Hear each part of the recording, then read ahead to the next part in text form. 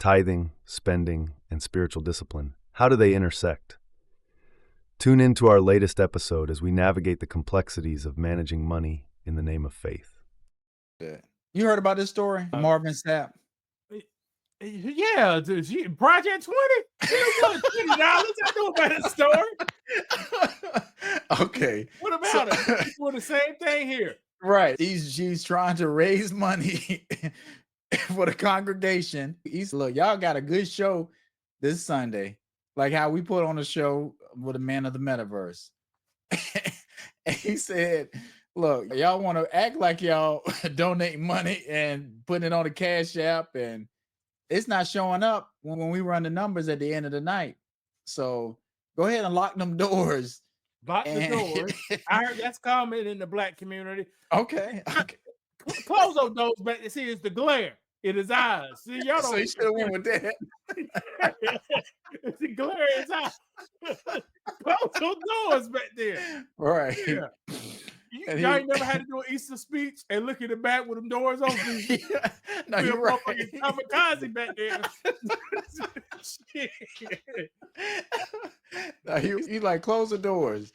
And if you want to give digitally, go ahead and do that. But come up here and show us your phone so we can have proof that you did that. Because I don't know he did all that now, bro. I'm saying that he said if you're gonna do Cash App, that's fine. But come on, bring it down here and show us, or bring it down as testimony or whatever. However he worded it. So you think people should have been given to the church? Because like I say, a church is a business. It's a place of worship. You're supposed to, but it is though. It's a nonprofit. It's supposed to be nonprofit, but are they paying people? Are those people putting their time in? I'm not defending it. I'm just saying this is how they look, how a lot of people look at it. Like I've seen churches have to shut down just because they're not generating enough money. And we want to worship and give. We want to worship and put on a show. Not Brandon now. Don't say church. Ahead. Now you talking about a big mega. Is this a mega church? It could be. They've got somebody like him at the church. I'm not sure how big the church is, but because all churches ain't the not same. all churches, no, yeah. But I think some people overdo it as far as they want to have certain things in the church. They want to have the look a certain way. The equipment is not cheap. It can start if you're not doing it right. There's nothing wrong with that. But if you're not doing it right and funds are getting misappropriated, you're gonna have some issues. I think sometimes people feel like they deserve more money. Like you think that most pastors get a salary? Yeah, they get a cost of living and a salary, of course. So if you're not making enough money, or your church is not pulling in, and like I say, people are going through a lot. So I don't think people are necessarily given as much as they normally would be in our era going to church, just because people they just ain't got it like that, or they want to spend it a different way, because it's a lot of outlets. You don't necessarily have to go to church to hear a word. You can hear it at home. You can listen to audiobooks or podcasts, or however you want to listen or get your word. So people not necessarily trying to have that, your camera moving. People not necessarily trying to have that where I feel like I have to give a certain amount of money based on my income every Sunday. You know what I'm saying? People just not disciplined like that anymore. Go ahead. This is a good story, Brand. I'm about to run with it in a slightly different direction. Go ahead. 2 weeks ago, guess what, people? I ain't paid my tithes 2 weeks ago. Okay. Not on purpose. I forgot. Yeah. And I looked at my checking account. I said, where I get all this money in for here from? How much money we talking about? It ain't that damn much. 500. But it's money. But you know something off. It's something off. A week go by. I said, damn, I still got this money in. I thought all my stuff cleared. I probably didn't pay my tithes. Turned out I did not pay my tithes, Brandon. And guess what? My life changed. Okay. I'm listening. I'm not laughing. Damn. It changed negatively or positively? Negatively. Okay. I can buy some shit. That I really don't need at that moment, but I can splurge a little bit. Yeah. So see, people, they like the splurging so much, and they splurge so much, they don't even know they can live without it. And that splurging is hurting them. But you think people get a joy, or it's like a relief splurging, spending money recklessly on stuff we don't need? Brandon, it's the world. Don't you like a cold beer? Yeah, for sure. Okay. You could have drunk some water. Yeah, for sure. And sacrificed that cold beer to God, but you chose. Oh, you didn't even open yours. Okay. I did. Okay. Oh, okay. I'm about to say. You chose, man, this top of this shit dirty as hell. I'm about to drink it though. I've been touching that money. No, they got cocaine in that money. You chose to spend that money on that beer instead of giving it to God. Yeah, for sure. Brandon, what you ate? What did you eat yesterday, Brandon? What I eat yesterday? For dinner. I had some brisket.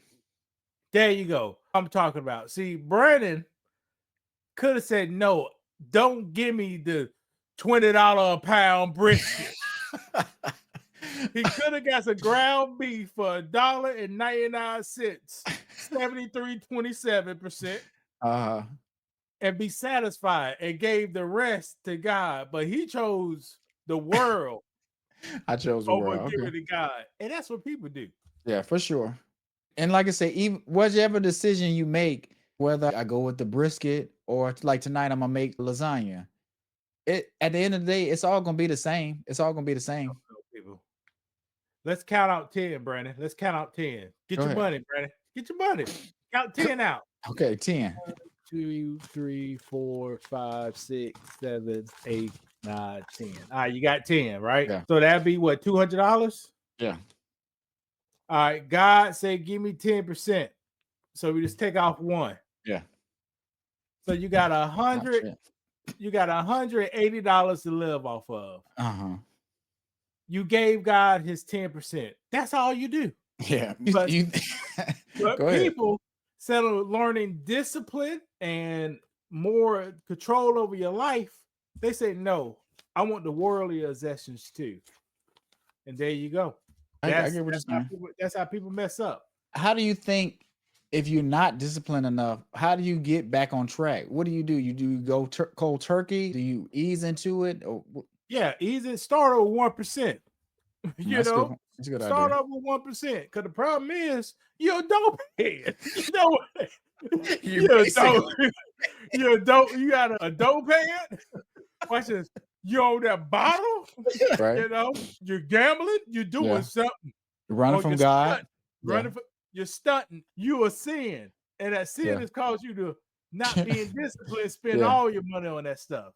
Yeah. So quit being the dope head and pay your tithes. That's a good point. Yeah. Be a dope. And watch this. I didn't pay my tithes last month. No, last paycheck. I said, God must have just blessed me, because I don't want to have to repay. Yeah, right. You start looking for excuses. Because I don't got like that. I got you. And then I said, I'll go practice some gluttony. And what did I do? I went to Tractor Supply video coming soon. You know. What you get? Or you ain't gonna reveal it yet. I got some seeds. Okay. I got some doggy treats that made one dog throw up 7 damn times in a day. The whole Saturday. Yeah. And I took that back. And to climb it like this, you got to scrape that pot. There you go. Back. Yeah, good job. I ain't mad at you. That's $14 on my damn checking account. That's a lot of money. And that's a perfect way to tie it back around. Like, we're in a climate where you don't have time or the resources to waste. You know what I'm saying? So if you got a product and you're not satisfied with it, you should try to take it back. Don't worry about how it looks or the optics or any of that kind of stuff. No, I got a product. It did not work. I want my money back.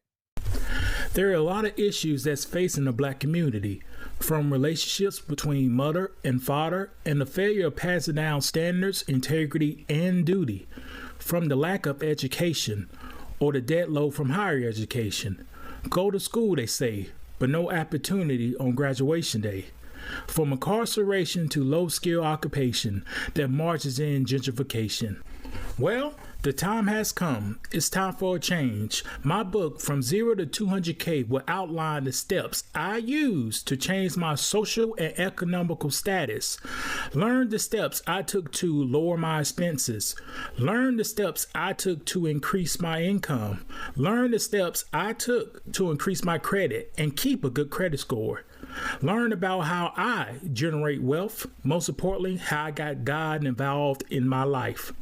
By the time you finish this book, you'll be ready to control your finances with a renewed vigor, knowing that you can accomplish your goals if you apply yourself and make good decisions over the long term. From 0 to 200K with faith, relationships, strippers, jobs, college, hustles, and heartbreak taught me about finance. It's a must read for every Black person in America. Hit the link below and let's get to work.